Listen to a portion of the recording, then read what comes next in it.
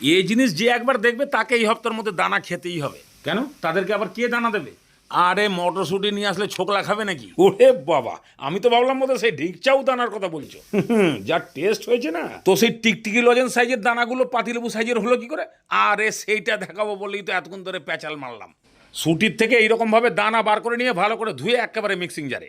এবারে 3-4টে কাঁচা লঙ্কা, 7-8 কোয়া রসুন, একটুখানি আদা, আর যদি পারো 20 টাকার চিংড়ি মাছ নিয়ে এসে ওর পলেস্টারের জ্যাকেটটা খুলে দিয়ে দাও। এবারে জল ছাড়া পিছিয়ে দিলে একদম 2026-এর প্রথম মাসেই তাগড়া সেন্টের ব্যাটার পেয়ে গেলা। তবে এইরকম একটু ছ্যাবড়া ছ্যাবড়া রেখো, পুরো আবার কলগেট পেস্ট বানিয়ে ফেলো না। এবারের মধ্যে আন্দাজ বুঝে নুন, হাফ চামচ হলুদ গুঁড়ো, হাফ চামচ জিরে গুঁড়ো, আর 2-3 চামচ ছোলার বেসন, দরকার পড়লে আরও 1-2 চামচ বাড়াতে পারো। ভালো করে এটাকে মাখিয়ে দাও। এবারে সর্ষের তেল ভালো করে গরম করে নিয়ে তারপরে মিডিয়াম করে দিয়ে ফুলুরি।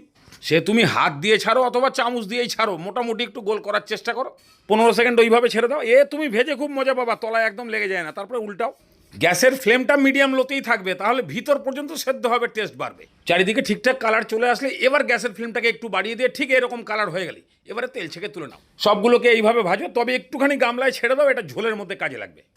যে আইটেম তৈরি হলো না, একেবারে মারাত্মক খেতে। খালি ডাল ভাতের সঙ্গে কয়টা নিয়ে নেবে বাস, একদম পুরো ভাত সাবা। তাহলে প্রথম পিওর শেষ, একটু চাফা খেয়ে নাও, এরপরেই একদম সুপার ফাইন ঝোল। আচ্ছা, আমার যদি আসতে দেরি হয় তাহলে আবার বসে থেকো না, চলে যেও, কালকে ঝোলের ক্লাস হবে।